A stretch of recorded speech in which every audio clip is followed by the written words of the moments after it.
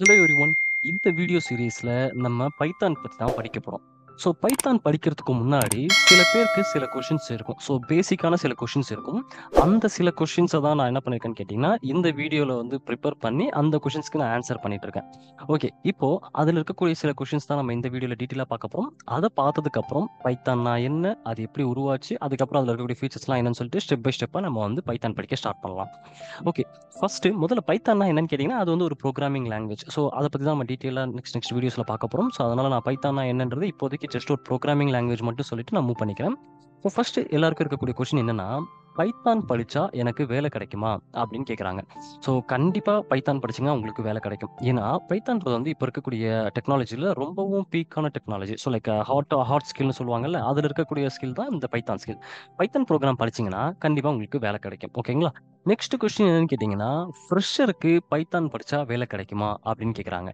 So கண்டிப்பாக ஒரு ஃப்ரெஷரால Python படிச்சீங்கன்னா வேலை கிடைக்கும். ஸோ எப்படி இவ்வளோ ஸ்ட்ராங்காக நான் சொல்கிறேன் அப்படின்னு கேட்டிங்கன்னா, சில கம்பெனிஸில் தான் எக்ஸ்பீரியன்ஸ் கேண்டிடேட் எடுக்கிறாங்க. சில கம்பெனிஸில் ஃப்ரெஷராக இருந்தாலும் பரவாயில்ல அப்படின்னு சொல்லி எடுக்கிறாங்க. அது நீங்கள் எப்படி கன்ஃபார்ம் பண்ணிக்கலாம் அப்படின்னு பார்த்தீங்கன்னா, ஜஸ்ட் உங்களோட நாக்கரி ஓப்பன் பண்ணிக்கோங்க. நாக்கரி ஓப்பன் பண்ணிட்டு அதில் வந்து நீங்கள் என்ன போடுங்கன்னு கேட்டிங்கன்னா, ஜஸ்ட் உங்கள் நாக்கரி வெப்சைட் நான் ஓப்பன் பண்ணிக்கிறேன். அதில் போயிட்டு உங்களோட ஸ்கில் என்ன ஸ்கில், நமக்கு இப்போ தெரிஞ்ச ஸ்கில் என்னன்னா பைத்தான் ஸ்கில் போட்டுக்கலாம். அதுக்கப்புறம் எக்ஸ்பீரியன்ஸ், இப்போ நீங்கள் ஒரு ஃப்ரெஷராக இருந்தீங்கன்னா ஃப்ரெஷர் செலக்ட் பண்ணிக்கோங்க. உங்களுக்கு எந்த லொக்கேஷன் வேணுமோ அந்த லொக்கேஷன் செலக்ட் பண்ணிட்டு சர்ச் கொடுங்க. சர்ச் கொடுத்தீங்கன்னா இங்கேயே உங்களுக்கு தெரிஞ்சிடும். இங்கே பாருங்க, 0 to 2 years ஆஃப் எக்ஸ்பீரியன்ஸ். நீங்கள் வந்து ஒன்றுமே எக்ஸ்பீரியன்ஸ் இல்லாமல் இருந்து டில் 2 years வரலையும் எக்ஸ்பீரியன்ஸ் இருக்கிறவர்களையும் அவங்க கன்சிடர் பண்ணுறாங்க.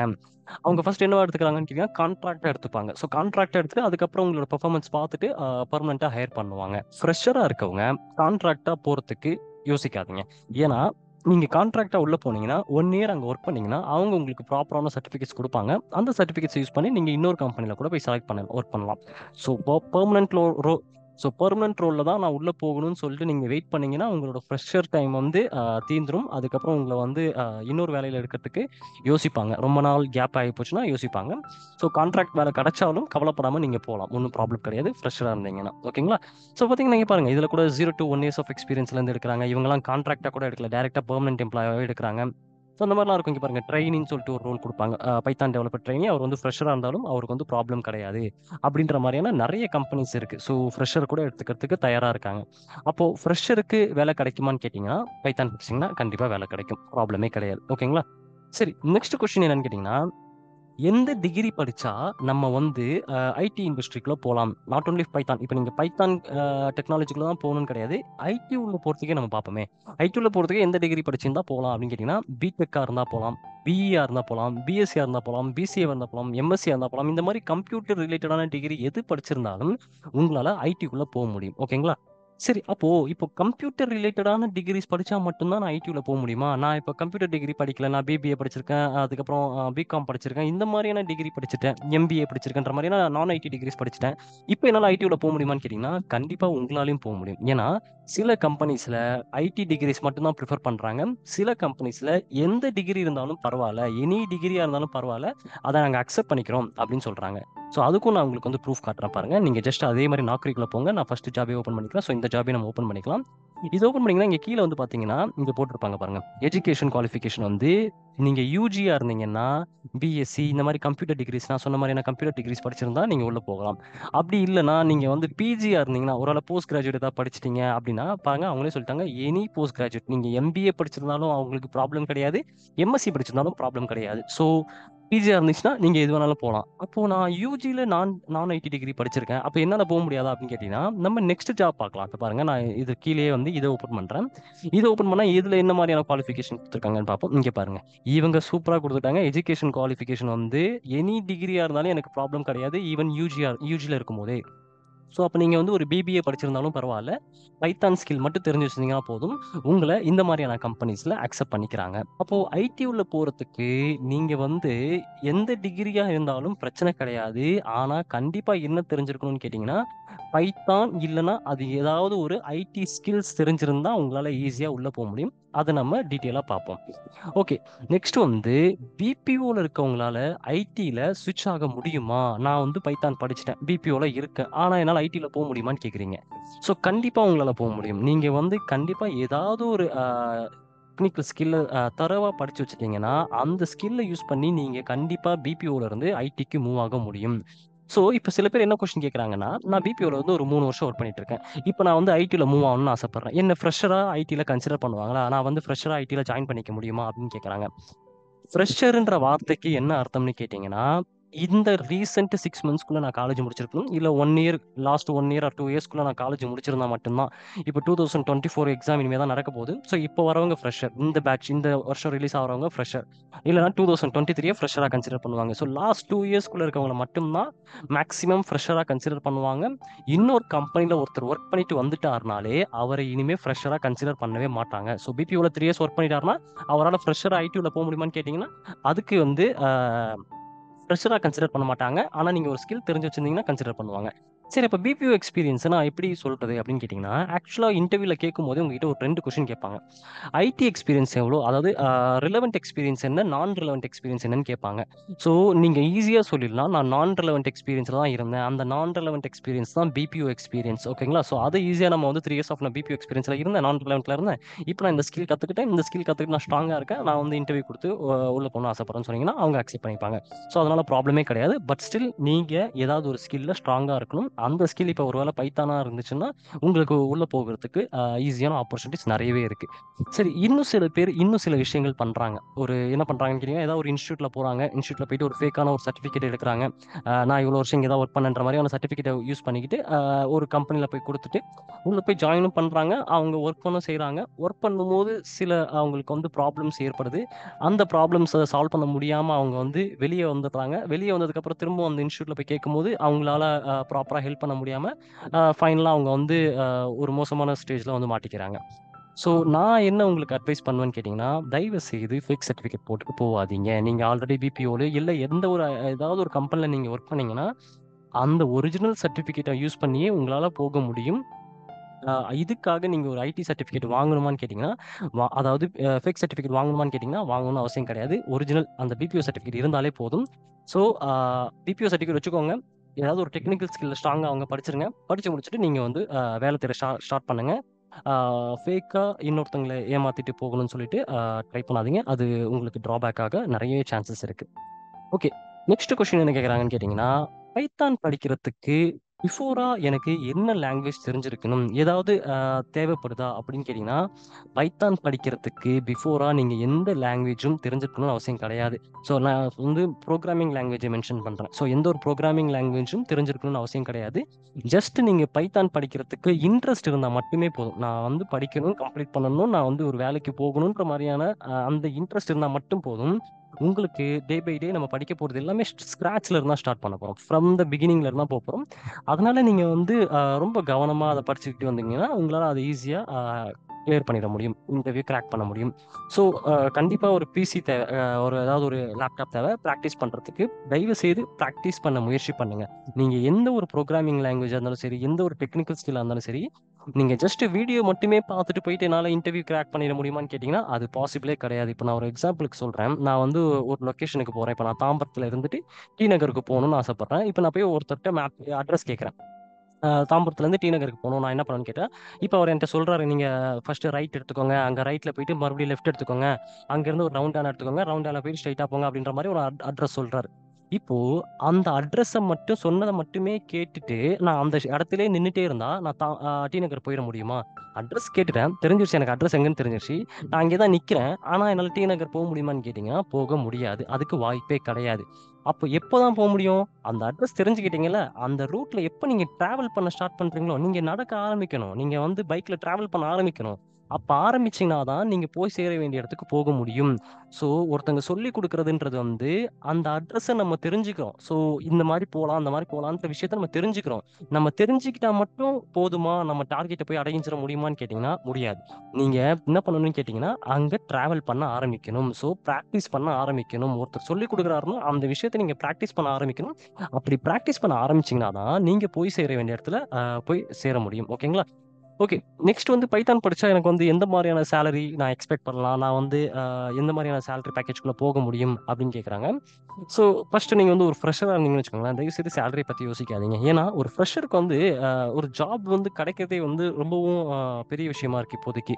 ஸோ ஃப்ரெஷரா இருந்தாங்கன்னா, எந்த சேலரியா இருந்தாலும் பரவால்ல, கண்ண மூடிட்டு உள்ள போயிடுங்க. உள்ள போனதுக்கப்புறம் அதுக்கப்புறம் நீங்க டெக்னிக்கலா நீங்க வந்து லேர்ன் பண்ணிக்கோங்க. ஏன்னா நீங்க உள்ள போறது தான் கஷ்டம். உள்ள போனதுக்கப்புறம் அவங்களே உங்களுக்கு எல்லாமே சொல்லிக் குடுக்குறாங்க. கரெக்ட்டுங்களா? ஸோ நீங்க ஒரு இன்ஸ்டிடியூட்ல போய் ஒரு விஷயம் நீங்க கத்துக்கணும்னு ஆசைப்பட்டீங்கன்னா, அவங்களுக்கு தான் நம்ம பே பண்ணணும். நான் ஒரு ரூ. 30,000 காசு குடுத்து நான் பைத்தான் படிக்கிறேன்னு வச்சுக்கோங்களேன். நான் தான் காசு குடுத்து நம்ம வாங்கணும். ஆனா நீங்க கம்பெனிக்குள்ள போனீங்கன்னு வச்சுக்கோங்களேன், அவங்களே உங்களுக்கு சொல்லியும் குடுத்துருவாங்க. மாசம் மாசம் உங்களுக்கு அதுக்கு உண்டான ஒரு பேமெண்ட்டும் குடுத்துருவாங்க. அதாவது சேலரியும் குடுத்துருவாங்க. கரெக்ட்டுங்களா? இப்போ ஃப்ரெஷரா போறீங்கன்னா, நீங்க வந்து சேலரி ரொம்ப எக்ஸ்பெக்ட் பண்ணிக்காதீங்க. என்ன குடுத்தாலும் ஓகே தான். ஸ்டில் எனக்கு டெக்னாலஜி அவங்க கத்துக் குடுக்குறாங்கன்றதுக்காக நீங்க உள்ள போகலாம்.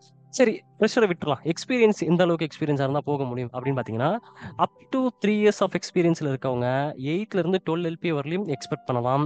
அப் டூ 4 இயர்ஸ் வரலயும் இருக்கிறவங்க 16 எல்பிஏ வரலயும் எக்ஸ்பெக்ட் பண்ணலாம். இதெல்லாம் கன்ஃபார்ம்டு தான். இவ்ளோ சேலரி தான் வரும்னு நான் சொல்ல முடியாது. ஏன்னா டிபெண்ட்ஸ் ஆன் அது எப்படி சொல்லலாம்னு கேட்டீங்கன்னா, நீங்க வந்து இன்டர்வியூல நல்லா பெர்ஃபார்ம் பண்ணியிருக்கணும். அதுக்கப்புறம் உங்க ப்ரீவியஸ் சேலரிய பொறுத்து தான் உங்களுக்கு கரண்ட் சேலரி டிக்ளேர் பண்ண முடியும். ஓகேங்களா? இப்போ நான் வந்து ஒரு கம்பெனில வந்து 20 எல்பிஏல ஒர்க் பண்ணிட்டு இருக்காருன்னு வச்சுப்போமே. அவர் வந்து இன்னொரு கம்பெனிக்கு போகும்போது, அந்த இன்னொரு கம்பெனி வந்து இயர்ஸ் ஆஃப் எக்ஸ்பீரியன்ஸ கன்சிடர் பண்றதுக்கு முன்னாடி அவங்க பிரியாரிட்டி லிஸ்ட்ல செக் பண்றது என்ன செக் பண்ணுவாங்கன்னு கேட்டீங்கன்னா, லாஸ்ட் சேலரி என்ன அப்படின்றத செக் பண்ணுவாங்க. லாஸ்ட் சேலரில இருந்து 30% ஆஃப் கரண்ட் சேலரின்னு சொல்லிட்டு தான் டிக்ளேர் பண்ணுவாங்களே தவிர்த்துட்டு, நம்ம கேட்கக்கூடிய ஹை அமௌண்ட் சேலரி குடுக்க மாட்டாங்க. அந்த ஹை அமௌண்ட் சேலரி எப்போ குடுப்பாங்கன்னு கேட்டீங்கன்னா, நீங்க ஒரு ஆஃபர் கையில வச்சிருக்கணும். அப்படி ஒரு ஆஃபர் கையில வச்சிருந்தீங்கன்னா, இன்னொரு கம்பெனிக்கு நீங்க இன்டர்வியூ குடுக்கும்போது, அப்போ நம்ம சொல்றது தான் பேக்கேஜ். இப்போ நீங்க வந்து 4 இயர்ஸ் ஆஃப் எக்ஸ்பீரியன்ஸ்ல இருக்கீங்க. இல்லன்னா நம்ம வந்து ஒரு 5 இயர்ஸ் ஆஃப் எக்ஸ்பீரியன்ஸ்ல இருப்போம். நான் வந்து இப்போ 16 எல்பிஏல தான் இருக்கேன் அப்படின்னு வச்சுக்கிட்டீங்கன்னா, நீங்க வந்து ஃபர்ஸ்ட் கம்பெனில வந்து இன்டர்வியூ குடுக்கும்போது, அவங்க கண்டிப்பா உங்களுக்கு 30% ஹைக் குடுப்பாங்க. 30-42 அந்த மாரியான பெர்சன்டேஜ்ல தான் உங்களுக்கு வந்து ஹைக் குடுத்து எடுத்துப்பாங்க உங்களோட கம்பெனில. 16னா அதுலருந்து நீங்க கால்குலேட் பண்ணிக்கலாம். சப்போஸ் அந்த ஒரு ஆஃபர் நமக்கு கிராக் பண்ணிட்டோம். ஸோ செகண்ட் ஆஃபர் கிராக் பண்ணும்போது, நீங்க டில் 20 வரலயும் நீங்க வந்து பேசலாம். ஸோ அந்த இயர்ஸ் ஆஃப் எக்ஸ்பீரியன்ஸ் நான் இருக்குங்க. இன்டர்வியூ நான் நல்லா பெர்ஃபார்ம் பண்ணியிருக்கேன். ஸோ எனக்கு கொஞ்சம் இந்த மாரியான பண்ணி குடுத்தீங்கன்னு கேட்டீங்கன்னா, அவங்க வந்து டில் 20 வரலயும் போறதுக்கு வாய்ப்பு இருக்கு. பட் இதுவே கன்ஃபர்மேஷன் கிடையாது. ஸோ 6 இயர்ஸ் ஆஃப் எக்ஸ்பீரியன்ஸ்ல இருக்கவங்க 24 வரலயும் எக்ஸ்பெக்ட் பண்ணலாம். 7 இயர்ஸ்ல இருக்கவங்க 28 வரலயும் எக்ஸ்பெக்ட் பண்ணலாம். அபோவ் 8 பிளஸ்ல இருக்கவங்க நீங்க வந்து 32 எல்பி வரலயும் எக்ஸ்பெக்ட் பண்ணலாம். ஓகேங்களா? ஸோ நான் மறுபடியும் சொல்லிட்டேன். ஆல்ரெடி நான் சொன்னது தான். உங்க சேலரின்றது வந்து நீங்க பெர்ஃபார்ம் பண்ணக்கூடிய இன்டர்வியூ பேஸ் பண்ணியும், அதுக்கப்புறம் உங்களோட அ க லாஸ்ட் சேலரிய பேஸ் பண்ணி தான் உங்களுக்கு அவங்க டிசைட் பண்ணுவாங்க. ஓகே. இப்போ பைத்தான் படிச்சீங்கன்னா, எந்தெந்த டெக்னாலஜிலலாம் போய் ஒர்க் பண்ண முடியும்? ஏன்னா நெறைய டெக்னாலஜிஸ் வந்துருச்சு பார்த்தீங்களா? அதுல எந்தெந்த டெக்னாலஜிலலாம் பைத்தான் யூஸ் பண்றாங்க அப்படின்னு பார்த்தீங்கன்னா, வெப் டெவலப்மெண்ட்ல யூஸ் பண்றாங்க. Data science, data analysis, automation scripting, IoT, scientific computing இந்த மாதிரி ஏகப்பட்ட டெக்னாலஜில பைத்தான் கரண்ட்டா யூஸ் பண்ணிட்டு இருக்காங்க. ஸோ, அப்ப நீங்க பைத்தான் மட்டும் படிச்சுட்டீங்கன்னா, நீங்க இது வந்து நான் ஜஸ்ட் ஒரு சாம்பிளுக்கு தான் 10 குடுத்துருக்கேன். இந்த மாரி இன்னும் நெறைய டெக்னாலஜிஸ் இருக்கு. கரெக்ட்டுங்களா? அப்போ நீங்க பைத்தான் மட்டுமே படிச்சீங்கன்னா, நீங்க குடுக்கக்கூடிய இன்டர்வியூல எந்த டெக்னாலஜில வேணாலும் உங்களுக்கு கொண்டு போய் குடுக்கலாம். ஸோ, ரொம்ப நெறைய ஆப்பர்ச்சுனிட்டீஸ் இருக்கு பைத்தான் படிச்சீங்கன்னா. சரி, எந்தெந்த கம்பெனிஸ் டாப்பஸ்ட் கம்பெனிஸ்லலாம் வந்து என்ன லாங்குவேஜ் யூஸ் பண்றாங்க? ஏன்னா, டாப்பஸ்ட் கம்பெனிஸ்ல தான் இன்கம் அதிகமா இருக்கும். இன்கம் அதிகமா இருந்துச்சுன்னா, யூசருக்கு ஏத்த மாரி அவன் வரக்கூடிய புதுசு புதுசான டெக்னாலஜிய யூஸ் பண்ணிக்கிட்டே இருப்பான். அப்போ அவன் புதுசு புதுசா யூஸ் பண்றான்னா, அப்போ அந்த டெக்னாலஜி நல்லா ஹாட்டான டெக்னாலஜியா இருக்கும் அந்த டைம்ல. கரெக்ட்டுங்களா? அப்போ இந்த பாருங்க Google அவங்களும் பைத்தான் யூஸ் பண்றாங்க. Facebook அவங்களும் பைத்தான் யூஸ் பண்றாங்க. Instagram, Spotify, Netflix இந்த மாரி எல்லா டாப்பஸ்ட் கம்பெனிஸ்லயும் பைத்தான் யூஸ் பண்ணிட்டு தான் இருக்காங்க. ஸோ, அது இன்னும் யூஸ் பண்ணாமலாம் இல்ல. அதனால உங்களுக்கு வந்து பைத்தான் படிச்சீங்கன்னா, எந்த கம்பெனில வேணாலும் நீங்க செலக்ட் ஆக முடியும். நான் வந்து இவ்ளோ பெரிய பெரிய கம்பெனி சொல்லல. ஜெனரலா பைத்தான் படிச்சீங்கன்னா, நீங்க எந்த கம்பெனில வேணாலும் செலக்ட் பண்ண முடியும். ஈவன் இவ்ளோ பெரிய கம்பெனிஸ்லயுமே கூட பைத்தான் யூஸ் பண்றாங்கல்ல, அதுக்காக அத சொல்ல வரேன். சரி, நெறைய பேர் ஒரு விஷயம் சொல்லுவாங்க. புரோகிராமிங் லாங்குவேஜ்ன்னு ஒண்ணு சொல்லுவாங்க. அதுக்கப்புறம் ஸ்கிரிப்டிங் லாங்குவேஜ்ன்னு ஒண்ணு சொல்லுவாங்க. ஸோ, அதுல வந்து சில பேருக்கு கன்ஃப்யூஷன் ஆயி என்ட்ட கேட்டாங்க. புரோகிராமிங் லாங்குவேஜ்னா என்ன? ஸ்கிரிப்டிங் லாங்குவேஜ்னா என்ன? அப்படின்னு கேட்கறாங்க. புரோகிராமிங் லாங்குவேஜ்னா என்னன்னு கேட்டீங்கன்னா, ஒரு அப்ளிகேஷன டெவலப் பண்றதுக்காக யூஸ் பண்ணக்கூடிய லாங்குவேஜ் தான் புரோகிராமிங் லாங்குவேஜ். அப்ளிகேஷன்னா என்ன? இப்போ உங்களுக்கு வந்து ஒரு கால்குலேஷன் சம் போடணும்னா, நீங்க வந்து ஒரு கால்குலேட்டர் ஓப்பன் பண்ணி நம்ம போடுறோம் பார்த்தீங்களா? அந்த கால்குலேட்டர் தான் என்ன? அப்ளிகேஷன். கரெக்ட்டுங்களா? அந்த மாரி தான் நம்மகிட்ட வந்து நெறைய அப்ளிகேஷன்ஸ் இருக்கு. இப்போ நான் வந்து இது ஓப்பன் பண்ணியிருக்கேன் பார்த்தீங்களா? இந்த டாக்குமெண்ட் இந்த நோட்ஸ்லாம் எதுல டைப் பண்ணி வச்சிருக்கேன்னு கேட்டீங்கன்னா, நான் என்னோட டாக்குமெண்ட் வேர்ட் பேட்ல டைப் பண்ணி வச்சிருக்கேன். சாரி வேர்ட்ஸில் டைப் பண்ணி வச்சிருக்கேன். அந்த வேர்டுன்றது என்ன, அது வந்து ஒரு அப்ளிகேஷன். அப்போது இந்த மாதிரி அப்ளிகேஷனை ப்ரிப்பேர் பண்ணுறதுக்கு, டெவலப் பண்ணுறதுக்கு யூஸ் பண்ணக்கூடிய லாங்குவேஜ் தான் என்ன லாங்குவேஜ்னு கேட்டிங்கன்னா ப்ரோக்ராமிங் லாங்குவேஜ் அப்படின்றாங்க. ஸ்கிரிப்டிங் லாங்குவேஜ்னா என்ன? ஸ்கிரிப்டிங் லாங்குவேஜ்னா என்னன்னு கேட்டிங்கன்னா ஒரு ஒரு டாஸ்க்கை ரொம்பவும் சூப்பராக ஆட்டோமேஷன் பண்ணுறதுக்காக யூஸ் பண்ணக்கூடியதான் ஸ்கிரிப்டிங் லாங்குவேஜ். அதாவது ஒரு பெரிய டாஸ்க் இருக்குது, ரொம்ப நேரம் அது போகுது. அந்த டாஸ்க் நம்ம வந்து என்ன பண்ணலாம்னு கேட்டிங்கன்னா ரொம்பவே சின்னதாக ஷார்ட் பண்ண முடியும், ஒரு சிங்கிள் கிளிக்கில் அந்த வேலையை முடிக்க முடியும். அந்த மாதிரியான விஷயங்கள்லாம் எதில் பண்ணுவாங்கன்னு கேட்டிங்கன்னா இந்த மாதிரியான ஸ்கிரிப்டிங் லாங்குவேஜில் தான் பண்ணுவாங்க. இப்போ ஒரு எக்ஸாம்பிளுக்கு நம்ம எடுத்துக்கிட்டோம்னு வச்சுக்கோங்களேன், உங்ககிட்ட வந்து ஒரு 500 சர்வர் இருக்குன்னு வச்சுக்கோமே, 500 சர்வர் இருக்கு. நான் வந்து ஒரு சர்வர்லையும் 200 அப்ளிகேஷன்ஸ் இன்ஸ்டால் பண்ணணும்னு ஆசைப்படுறேன். ஸோ 500 சர்வர்லையும் 200 அப்ளிகேஷன்ஸ் நான் இன்ஸ்டால் பண்ணணும்னா, மேனுவலாக நான் பண்ணணும்னா எனக்கு எவ்வளோ நேரம் ஆகும்? ரொம்பவே மிகப்பெரிய டைம் எடுத்துக்கும். கரெக்ட்டுங்களா? 500 இப்போ ஒரு பெரிய கம்பெனிலாம் எடுத்துக்கிட்டிங்கன்னா அந்த மாதிரி தான் ஆகும். ஒருத்தர் சர்வர்லையும் ஓப்பன் பண்ணி ஒரு சர்வருக்கும் 200 அப்ளிகேஷன் நான் இன்ஸ்டால் பண்ணுறதுனா எவ்வளோ டைம் ஆகும்? ஸோ அது வந்து பாசிபிளே கிடையாது. கரெக்ட்டுங்களா? இந்த மாதிரியான சினாரியோக்குலாம் என்ன பண்ணுறாங்கன்னு கேட்டிங்கன்னா, ஸ்கிரிப்டிங் லாங்குவேஜ் எழுதுறாங்க. ஒரு செகண்ட்ல அந்த வேலையை முடிக்கணுன்ற மாதிரியான டாஸ்க்கை ஆட்டோமேஷன் பண்ணுறதுக்காக யூஸ் பண்ணக்கூடிய லாங்குவேஜ் தான் ஸ்கிரிப்டிங் லாங்குவேஜ் அப்படின்றாங்க. ஸோ அதில் இருக்கக்கூடிய ப்ரோக்ராமிங் லாங்குவேஜஸ் யாருன்னு கேட்டிங்கன்னா Java, C plus plus, dot net, இந்த மாதிரியான ப்ரோக்ராமிங் லாங்குவேஜஸ் நிறையவே இருக்குது. நான் ஜஸ்ட் சாம்பிளுக்காக கொடுத்துருக்கேன். அதே மாதிரி ஸ்கிரிப்டிங் லாங்குவேஜ் யாருன்னு கேட்டிங்கன்னா ரூபி, ஷெல் ஸ்கிரிப்ட், யாமல், பேர்ல், அந்த மாதிரியான லாங்குவேஜஸும் இருக்குது. அதெல்லாம் ஷெல் ஸ்கிரிப்டிங், சாரி, அதெல்லாம் வந்து ஸ்கிரிப்டிங் லாங்குவேஜ்குள்ளே வருது. ஓகேங்களா? இப்போ பைத்தான் நான் இங்கேயும் மென்ஷன் பண்ணல, ஸ்கிரிப்டிங் லாங்குவேஜ்னு மென்ஷன் பண்ணல. அப்போ பைத்தான்ற ஒரு ஸ்கிரிப்டிங் லாங்குவேஜா இல்ல ப்ரோகிராமிங் லாங்குவேஜா அப்படின்னு ஒரு கொஸ்டின் வரும். அதுக்கு என்ன அர்த்தம்னு கேட்டீங்கன்னா பைத்தான் 2த்துக்குமே சமமான லாங்குவேஜ். அதாவது பைத்தானை யூஸ் பண்ணி ப்ரோக்ராமிங்கும் எழுதுவாங்க. அப்போ ப்ரோக்ராமிங் லாங்குவேஜ்குள்ளேயும் பைத்தான் உள்ள வருது. பைத்தான் யூஸ் பண்ணி ஸ்கிரிப்டிங்கும் பண்ணுவாங்க. அதாவது ஒரு ஒர்க் ஆட்டோமேஷன் பண்ணனா அதுக்கும் பைத்தான் நமக்கு யூஸ் ஆகுது. இப்போ நீங்க வந்து பைத்தான் ஒரு லாங்குவேஜ் படிச்சீங்கன்னா உங்களால ப்ரோக்ராமிங் பண்ண முடியும். அட் த சேம் டைம் நீங்க ஸ்கிரிப்டிங், டாஸ்க் ஆட்டோமேஷனும் பண்ண முடியும். ஸோ அந்த அளவுக்கு பைத்தான் வந்து பவர்ஃபுல்லான லாங்குவேஜா இருக்கு. சரி, இப்போ டாப்பஸ்ட் லாங்குவேஜஸ் அப்படின்னு சொல்லிட்டு நீங்க கூகுளில் போய் செக் பண்ணீங்கன்னா அதுல 2 விஷயம் இருக்கும். ஒன்று ப்ரோக்ராமிங் இருக்கும், இன்னொன்று ஸ்கிரிப்டிங் இருக்கும். அதுல வந்து டாப்பஸ்ட் ப்ரோக்ராமிங் லாங்குவேஜ் யாருன்னு போய் பார்த்தீங்கன்னா அதுலயும் உங்களுக்கு போட்டிருக்கும் பைத்தான், ஜாவா ஸ்கிரிப்ட், இந்த மாதிரியான ப்ரோக்ராமிங் லாங்குவேஜஸ் இருக்கும். நான் ஜஸ்ட் உங்களுக்கு சாம்பிள் காட்டுறேன் பாருங்க. இது ஓப்பன் பண்ணி நம்ம வந்து டாப் ப்ரோக்ராமிங் லாங்குவேஜ் அப்படின்னு சொல்லி போடுறோம். டாப் ப்ரோக்ராமிங் லாங்குவேஜஸ் கொடுப்போம். இப்போ கொடுத்தீங்கன்னா பாருங்க, ஃபர்ஸ்ட்லேயே எனக்கு யார் வரான்னு கேட்டிங்கன்னா பைத்தான் தான் வராரு. அப்புறம் ஜாவா ஸ்கிரிப்ட் வராரு, அப்புறம் ஜாவா வராரு. இந்த மாதிரி ப்ரோக்ராமிங் லாங்குவேஜில் டாப்பஸ்ட்ல பைத்தான் தான் இருக்காரு. நீங்க ஸ்கிரிப்டிங் லாங்குவேஜ்ல பார்த்தீங்கன்னா பைத்தான் ஒரு தேர்ட்ல இருப்பாருன்னு நினைக்கிறேன். நம்ம செக் பண்ணி பார்த்துக்கலாம். ஸோ ஸ்கிரிப்டிங்ல பார்த்தீங்கன்னா இங்கே பாருங்க, ஃபர்ஸ்ட் ஜாவா ஸ்கிரிப்ட் இருக்காரு, அப்புறம் பிஹெச்பி இருக்காரு, அடுத்தது வந்து பைத்தான் இருக்காரு. ஸோ அப்போ பைத்தான் பார்த்தீங்கன்னா ஸ்கிரிப்டிங் லாங்குவேஜ்லயும் டாப்ல தான் இருக்காரு. எனிவே தேர்ட்னாலும் அதுவே வந்து ஆல்மோஸ்ட் ஃபர்ஸ்ட் 3க்குள்ளே இருக்காருல, அதுவும் டாப் தானே. அதுக்கப்புறம் ப்ரோக்ராமிங் லாங்குவேஜ்ல பார்த்தீங்கன்னாலும் அதுவுமே உங்களுக்கு டாப் நம்பர் 1ல தான் இருக்காப்ல. அப்போ பைத்தான் வந்து உங்களுக்கு படிச்சீங்கன்னா ப்ரோக்ராமிங்லயும் நீங்க டாப்ல இருக்கலாம், ஸ்கிரிப்டிங் பண்றதாலும் நீங்க டாப்ல இருக்கலாம். ஓகேங்களா? ஸோ இந்த மாதிரியான பேசிக் கொஸ்டின்ஸ் என்கிட்ட கேட்டிருந்தாங்க. ஸோ அதனால நான் இந்த வீடியோ ப்ரிப்பேர் பண்ணி அவங்களுக்காக போட்டிருக்கேன். இதே கொஸ்டின்ஸ் உங்களுக்கும் இருந்துச்சுன்னா இந்த வீடியோ உங்களுக்கும் யூஸ் ஆயிருக்கும். இந்த வீடியோ அப்படி உங்களுக்கு யூஸ் ஆகிருந்துச்சுன்னா இந்த வீடியோக்கு ஒரு லைக் கொடுங்க. இதே மாதிரி நிறைய பைத்தான் வீடியோஸ் நீங்கள் ஃபியூச்சரில் பார்க்கணும்னு ஆசைப்பட்டீங்கன்னா என்னோட சேனல் சப்ஸ்கிரைப் பண்ணி வச்சுக்கோங்க. தேங்க்யூ ஃபார் வாட்சிங் திஸ் வீடியோ.